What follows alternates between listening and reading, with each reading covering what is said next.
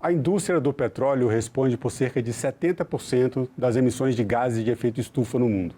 Em tempos de mudanças climáticas, de aquecimento global e de grandes preocupações ambientais, a corrida por combustíveis limpos e fontes de energias renováveis ganha cada vez mais força. Será que estamos vivendo o começo do fim da era do petróleo? Ou será que essa fonte de energia terá resiliência para perdurar por anos? Vamos ver o que nos responde o professor do Instituto de Química da Universidade Federal do Rio de Janeiro, João Monerá. Professor, bem-vindo ao Cidadania de forma remota. Obrigado pela sua participação. Boa tarde, Marcelo. É um prazer meu de estar aqui com vocês e discutir um assunto tão relevante como esse. Então, essa transição de fontes de energia que nós estamos vivendo, nós temos um aumento da participação de biocombustíveis e outras fontes renováveis de energia, mas a produção de petróleo continua subindo. Na sua perspectiva, qual é o futuro desse mercado energético? Será que a gente vai viver essa transição, vamos dizer, até 2050? O que o senhor acha? Cada ano que passa, a gente tem projeções, né? A gente tem muitas projeções e dizer uma data, né? Se a gente pegar uma data fixa e responder isso, 2050 não teremos mais 0% de petróleo produzido e processado. É complicado, né? O que a gente sabe hoje em dia é que a gente está vivendo uma transição.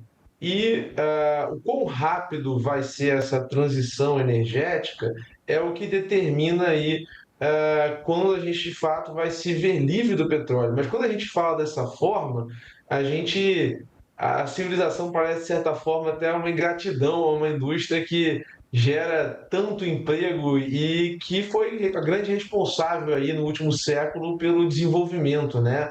Porque a gente fala transição, Marcelo, justamente porque se a gente olhar para o mundo hoje em dia, como você mesmo falou, a gente tem um crescente aumento de energias renováveis. E você também falou, mas a gente tem um crescente aumento da produção de petróleo.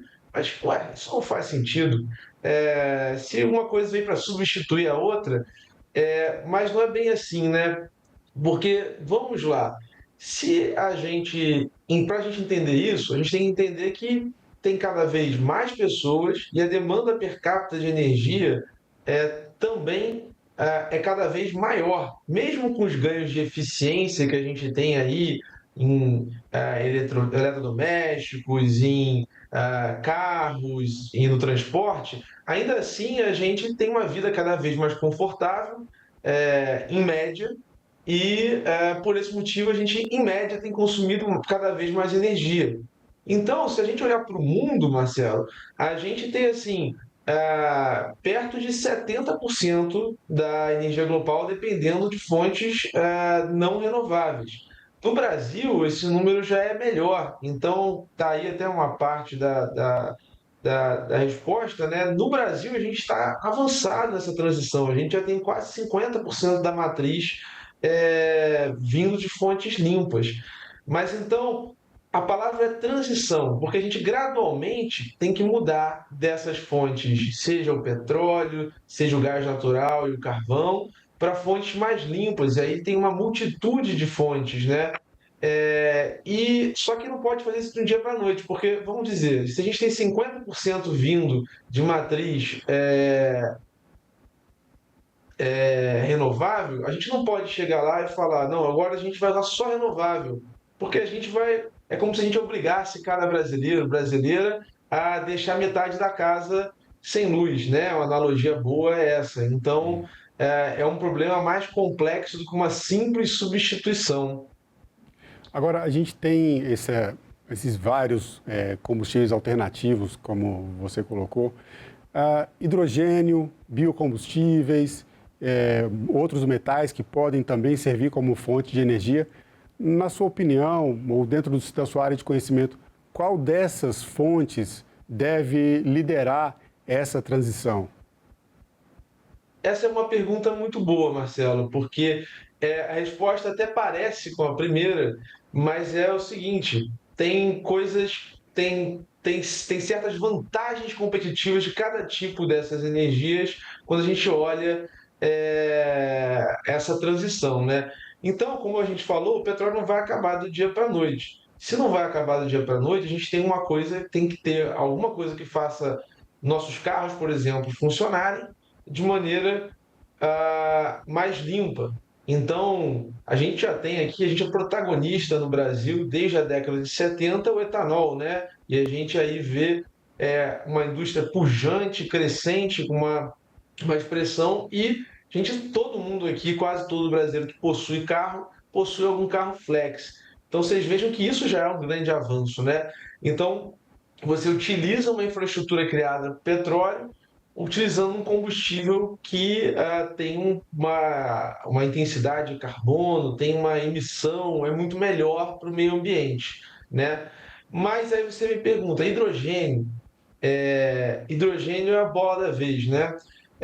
O hidrogênio ele tem vários usos hoje em dia. A gente já usa muito hidrogênio, inclusive o hidrogênio é utilizado para produzir um diesel mais limpo, derivados mais limpos, porque lá quando o petróleo chega na refinaria, né, ele passa por uma série de processos, né, químicos, é como fazer um bolo, né? A refinaria a gente brinca que ela tem uma dieta, que nem uma pessoa. Então ela recebe lá aqueles óleos e processa para gerar a nossa gasolina, o nosso diesel, o nosso querosene.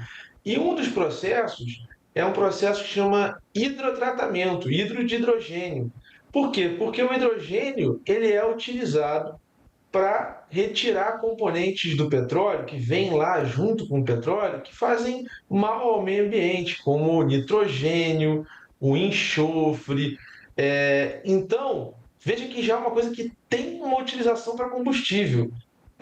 Também é largamente utilizado para fazer fertilizante. Então, por isso tem se falado tanto de hidrogênio verde, né? Porque a gente sempre discute e fica com esse negócio do carro movido a hidrogênio, do avião movido a hidrogênio. Isso é importante, tá? Não estou negando, mas o hidrogênio tem um papel imediato em produzir derivados mais limpos, em produzir fertilizantes que impactam enormemente nas emissões aí, de CO2 no mundo, mais limpos. Então, esse é outra vertente, né? E a gente tem aí um potencial enorme de geração de hidrogênio verde no Brasil, né? Porque o hidrogênio a gente tem uma paleta de cores de hidrogênio, mas isso aqui então a gente classifica o hidrogênio com cores. Então a gente tem hidrogênio verde, a gente tem hidrogênio azul, e o hidrogênio mais tradicional, que é utilizado para esse processo que eu acabei de falar lá da refinaria, é o hidrogênio cinza, que vem do gás natural. Mas veja só, a gente tem um país que a gente tem um potencial hidroelétrico, um potencial de solar e eólico enorme. Você pode produzir hidrogênio a partir disso. E aí você pode usar esse hidrogênio para produzir derivados mais limpos, sejam de biocombustíveis, que já vou falar, seja do próprio petróleo. Isso está sendo feito de maneira concreta em vários locais, tá, do mundo, a utilização de hidrogênio verde para hidrorefino. E aí a sua pergunta sobre também os metais, né, da Sim. eletrificação. A eletrificação aqui no Brasil, a gente sabe, né, que quando a gente tem uma grande demanda de energia aqui no Brasil, a gente acaba ligando as térmicas, né, que para o leigo, né, as térmicas é um lugar onde a gente queima alguma coisa para gerar energia, queima de uma maneira controlada, abaixa as emissões, mas ainda assim, a gente está queimando alguma coisa, né?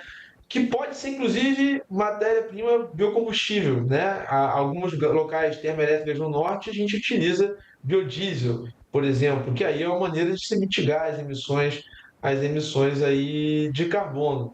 Mas a eletrificação, ela é uma solução que a energia elétrica tem que vir de algum lugar, né? Você concorda? Sim, claro. Seu carro elétrico, ele vai ter que vir, a energia vai ter que vir de algum lugar. E aí essa energia, o quão limpa é essa energia, depende da sua matriz. Então aqui no Brasil, como eu falei, a gente tem uma matriz muito limpa. Mas tem outro problema. A energia, imagina que é caro quando a gente liga o ar-condicionado, não é? E tem apagão em algumas cidades, aumenta muito a demanda. Imagina a gente trocar a frota de um dia para a noite para toda a frota eletrificada. Fora os problemas, como você mesmo citou aí no início, de como é feita essa mineração desses metais, né? Então, Para veículos leves, talvez híbridos plug-in sejam excelentes opções no Brasil, utilizando biocombustível. A gente pode depois falar mais disso. Mas tem um problema que não é resolvido pela eletrificação, que é o seguinte: aviação e combustível marítimo é uma coisa diferente, né? O carro a gente usa, a gente está pouco preocupado com quanto de carga a gente coloca ali no carro quando a gente vai levar uma carona. Mas quando a gente vai pegar um avião, o peso do combustível ele influencia diretamente no preço da passagem que você paga, né? O peso e o preço, as duas coisas. Então, peso também influencia. E o Navio, a peso mesma coisa. de uma bateria é bem superior ao peso de um combustível líquido, né? É fácil entender, né? Você falou, a bateria é feita de quê? Metal, né? Sim, Então, se a gente pegar aqui um óleo vegetal e um metal e pegar o mesmo volume, né? O os pesos vão ser espectador vai ver diferentes. que vão ser diferentes, exatamente. Professor, Então, pode dizer, pode falar. desculpe interromper, mas é porque você estava comentando sobre esses diferentes hidrogênios, né? O hidrogênio cinza, o hidrogênio azul, o hidrogênio verde, que é aquele que ele é produzido assim, dentro do seu ciclo de vida, né? Do ciclo de produção dele, ele é produzido de uma forma menos agressiva ao meio ambiente, com menos emissão de gases de efeito estufa e outros prejuízos ao meio ambiente. E a indústria do petróleo também, dentro de todo esse contexto que a gente está trazendo aqui, de preocupações ambientais, mudanças climáticas, ela vem num processo de descarbonização da produção de petróleo. Eu penso que aqui a gente tem um cenário que é pouco conhecido e que vale também uma boa explicação. Como é que está sendo feito esse processo de descarbonização da indústria petrolífera, né? Que para os leigos parece é quase contraditório a gente pensar na indústria que produz tanto CO2, gás de efeito estufa, se descarbonizando. Queria que você explicasse para a gente. Então, nessa lógica da transição, né, a gente pode produzir petróleo e para produzir petróleo a gente gasta energia também, né, para trazer lá de baixo o petróleo até a plataforma, da plataforma para a refinaria, operar a plataforma e operar a refinaria tem um custo energético. E se você utilizar energia limpa para isso, você emite menos por barril que você produziu. Então, por exemplo, se ao invés de eu queimar na caldeira de uma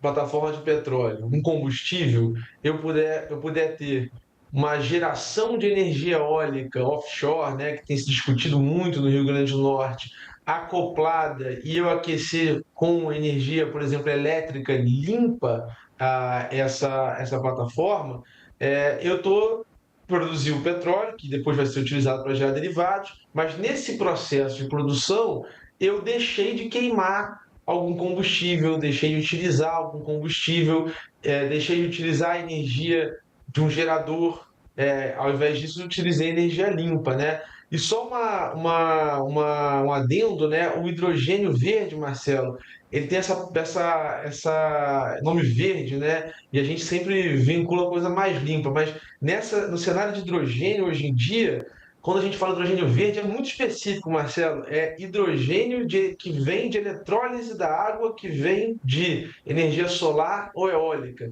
Aí, por exemplo, o hidrogênio que vem de um biocombustível, por exemplo, ele tem uma outra cor, tá? Mas o entendimento no setor do offshore, né, do upstream, né, onde está a plataforma, quando a gente fala em descarbonização, é isso, a gente mitigar as emissões que a gente geraria pelo próprio processo de ali produção do petróleo, né? Na refinaria, a mesma coisa. A gente pode, por exemplo, diminuir a emissão de gases de efeito estufas e poluentes, utilizando, por exemplo, energia renovável para alguns processos que precisam de energia, né? A gente tem processos na refinaria que liberam energia e tem processos que precisam de energia.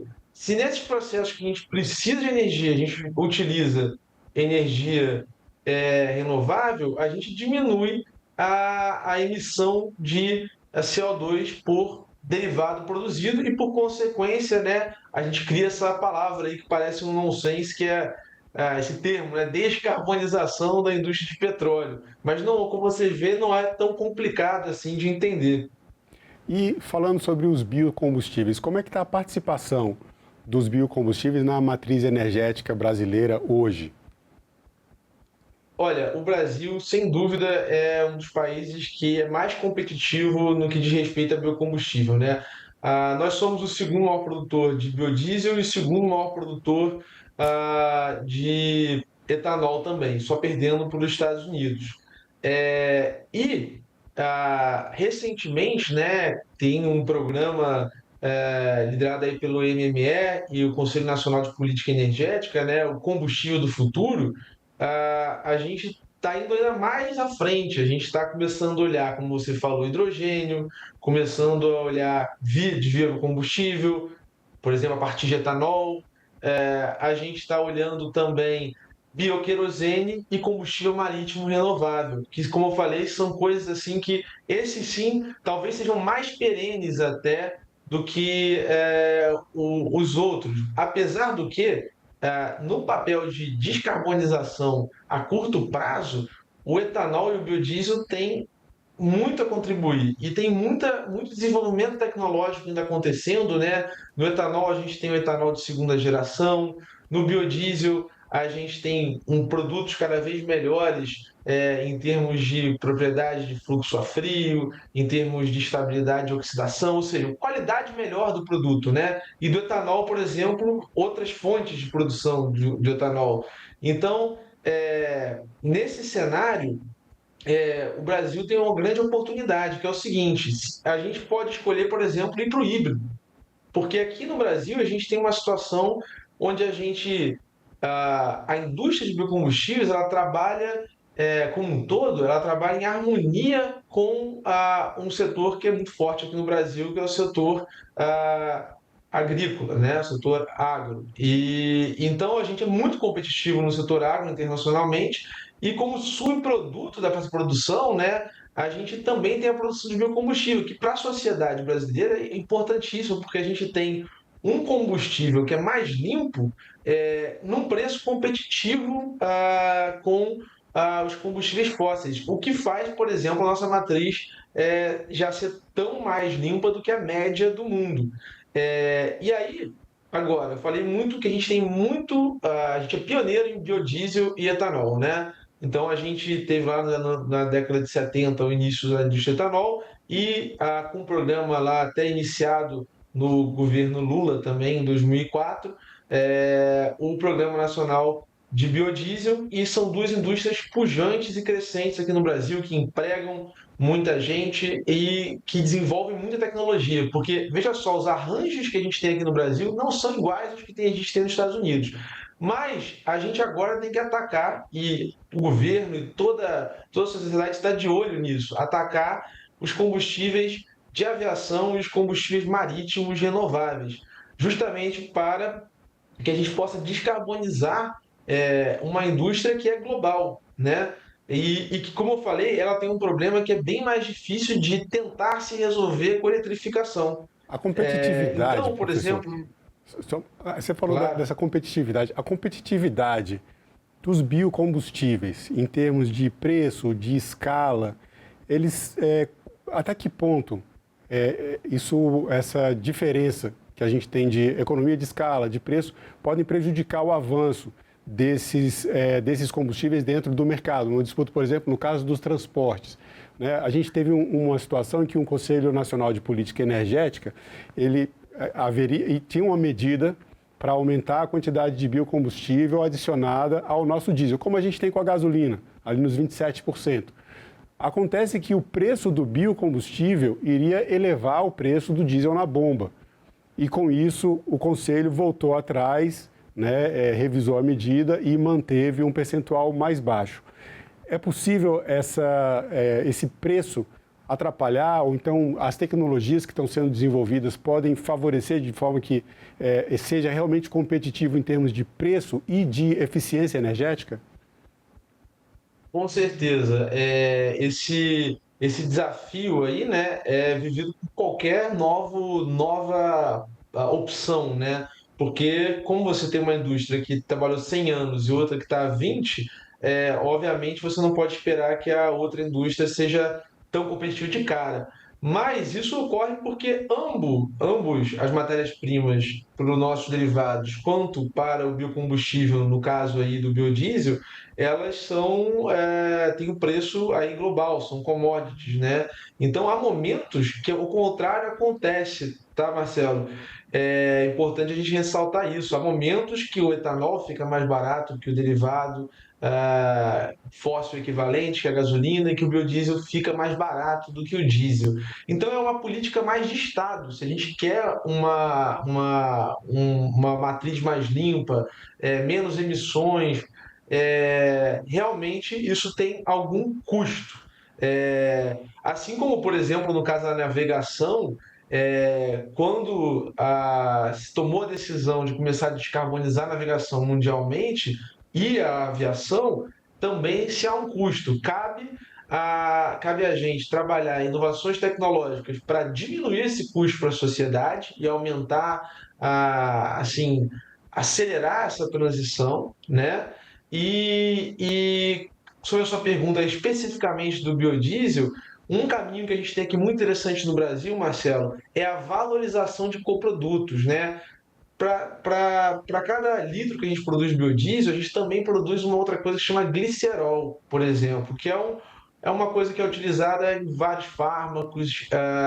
Só que a indústria brasileira, até um tempo atrás, não tinha um incentivo para processar isso aqui e transformar, por exemplo, em um produto de maior valor agregado. Hoje em dia, a gente já vê várias aí indústrias investindo em valorizar esse coproduto que pode virar até um plástico verde. Então você vê como as coisas se conectam, né? Não só combustíveis, como o bem de consumo final também pode ser valorizado através aí de um coproduto. Então as inovações tecnológicas elas vêm justamente, têm que vir e têm que ser incentivadas para melhorar a competitividade.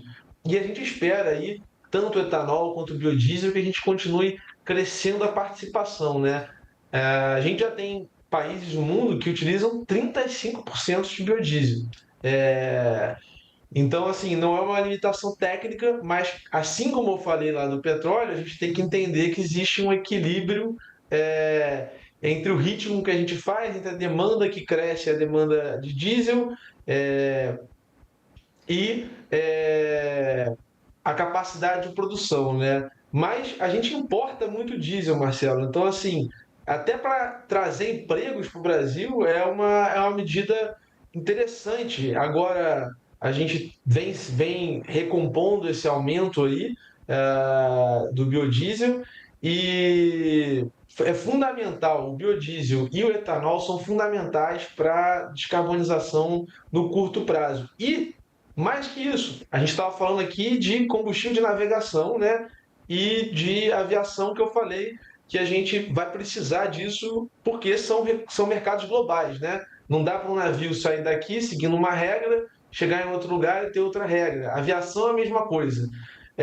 Então, para esses combustíveis, por exemplo, a indústria de biodiesel ela se conecta diretamente à indústria do bioquerosene e também à indústria da navegação. Afinal, já tem uma série de estudos que a gente pode misturar biodiesel ao óleo bunker, que é o combustível marítimo, tá? Ou a gente pode misturar também etanol, teve um estudo recente. Então, veja que essas são indústrias no Brasil que vão deixar a gente à frente para essa segunda fase, que é a descarbonização do transporte de massa global, né? Navio e avião, quando você pede o seu produto, por exemplo, importado de algum local, ele vem lá de navio, avião, e como eu falei, né, não tem como a gente ter uma regra aqui e uma regra lá. Então, as regras são reguladas internacionalmente. Isso gera uma grande oportunidade para o Brasil e mostra que, enfim, é possível liderar esse mercado de novos combustíveis, fontes limpas e fontes renováveis de energia. Professor, para a gente encerrar a nossa entrevista, eu trago aqui a pergunta que homenageia o nome do nosso programa. Na sua opinião, o que é cidadania? Na minha opinião, cidadania é exercer o direito de viver em sociedade bem e tentar agir para o bem maior de todos, e aí, em especial, por exemplo, na descarbonização. Hoje em dia, vendo esse problema, cada um pode fazer um pouco, seja com a coleta seletiva, seja abastecendo o carro de etanol ao invés da gasolina. É, ou seja, pensar na sociedade, viver de uma maneira que, obviamente, você pense em você, mas pense também nas consequências das suas ações para outros. Eu acho que seria isso. Bom, professor João Monerá, eu quero agradecer mais uma vez a sua participação no nosso programa. Obrigado pelo seu tempo e pelas informações. Nada, o prazer foi meu, Marcelo. Muito obrigado. Espero que tenha ajudado um pouquinho aí a entender essa transição que a gente vive. Ajudou bastante. E eu agradeço também a você que nos acompanha. Assine o canal da TV Senado no YouTube, ative as notificações e acompanhe toda a produção do Poder Legislativo diretamente da fonte. Na TV Senado, democracia é todo dia.